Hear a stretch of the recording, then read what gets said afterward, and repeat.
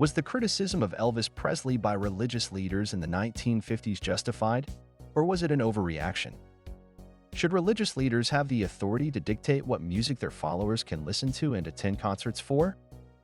How do you think Elvis Presley's religious upbringing influenced his music and stage persona?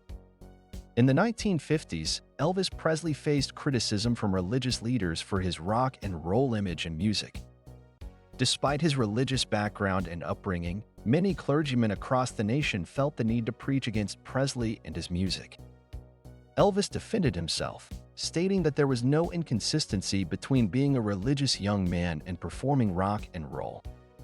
He explained that when he sang hymns, he stood still and looked reverent, but when he sang rock and roll, he couldn't help but move and feel the music. Elvis insisted that he was still a good Christian, even though he no longer attended church and believed that having a Christian heart was what truly mattered. Many clergymen used their pulpits to address the dangers of Presley and rock and roll, warning that he was leading the nation's youth to ruin. One pastor in Des Moines, Iowa, went as far as to declare Presley morally insane and accused him of leading young people down a path of destruction. These attacks on Presley made headlines and sparked a national conversation about the impact of rock and roll on society. Despite the criticism, Elvis's career continued to thrive, and he remained steadfast in his belief that there was no conflict between his music and his faith. The controversy surrounding Elvis Presley's music and image would be remembered as a significant moment in the history of rock and roll and its impact on popular culture.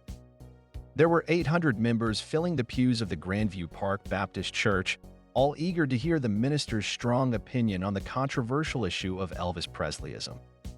Holding up magazine pictures and articles, the minister denounced the belief of unholy pleasure as the cause of the nation's declining morals, with Elvis Presleyism being the crowning addition to the day's corruption. The Rhode Island Roman Catholic bishop also weighed in on the matter, deploring the youth's lionization of a pelvic contortionist and denouncing rock and roll as a musical trend leading its young devotees back to the jungle and animalism. Without directly mentioning Elvis's name, Bishop McVinney declared that the unnamed pelvic contortionist and his stage antics were aimed at arousing the lower instincts, with apparent success. Elvis himself was deeply troubled by these personal attacks from religious figures, admitting that the condemnation from a Dixie minister holding a Bible in his hand hurt him bitterly.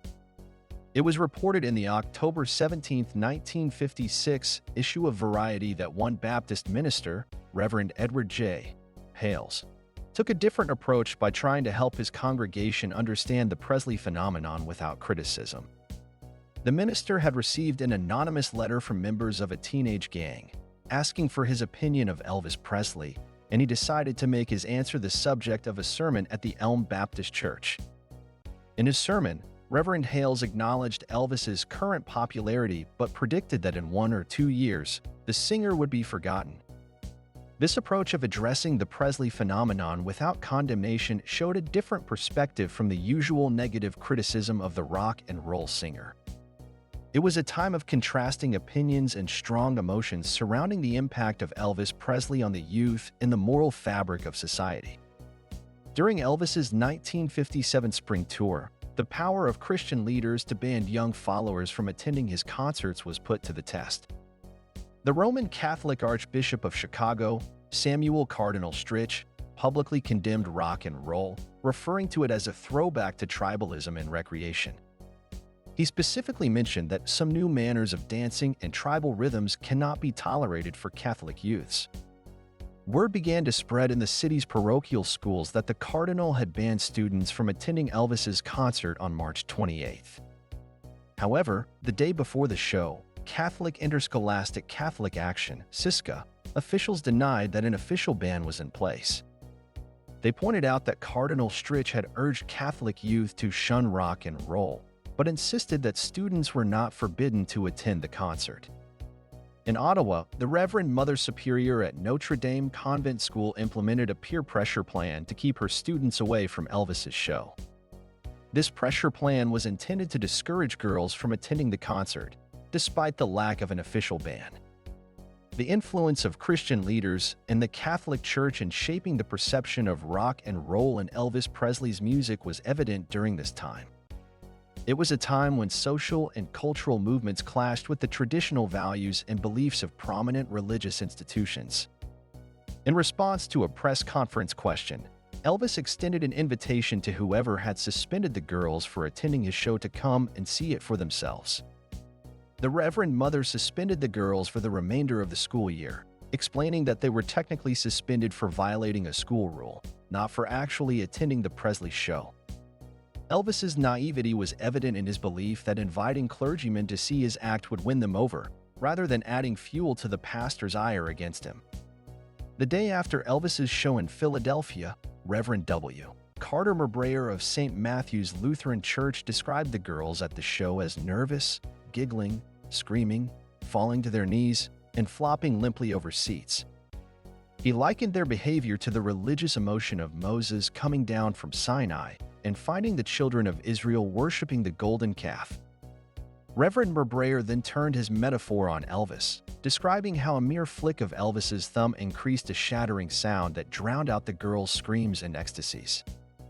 The pastor's observations painted a vivid picture of the chaos and frenzy that seemed to surround Elvis wherever he went.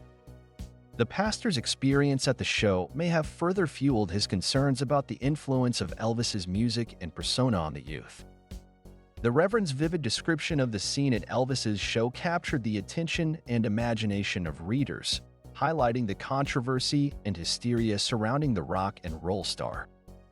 The portrayal of young girls losing control and experiencing religious-like ecstasy in response to Elvis's performance was a striking and powerful image that added to the growing public concern about the impact of rock and roll music on society. Not all ministers were quick to condemn Elvis Presley, with some actually defending him and his music. Reverend James H., elder of Mullins Methodist Church in Memphis, spoke out against those who criticized Elvis, stating that it was hypocritical for older generations to be outraged by rock and roll music when they themselves were entertained by risque figures like Marilyn Monroe. He dismissed the notion that Elvis and his music were causing juvenile delinquency, calling such claims idiotic. Even Billy Graham, the popular evangelist of the 1950s, reportedly gave Elvis a positive mention in an article in the Detroit Free Press. Elvis's religious beliefs were also acknowledged by Graham after his death, with the evangelist expressing his belief that he would see Elvis in heaven. When Elvis entered the Army in 1958, criticism from the religious community lessened, but the impact of such criticism on Elvis likely took a toll on him emotionally. It's clear that not all ministers and religious figures joined others in condemning Elvis, with some showing support and understanding for the young star. Reverend Elder's defense of Elvis and his music serves as a reminder that not everyone in the religious community viewed him negatively. However, the criticism and backlash from some religious leaders undoubtedly left a mark on Elvis and his perception of how he was perceived by the church. Despite the criticism, Elvis's impact on popular culture and music would continue to grow, solidifying his status as a cultural icon.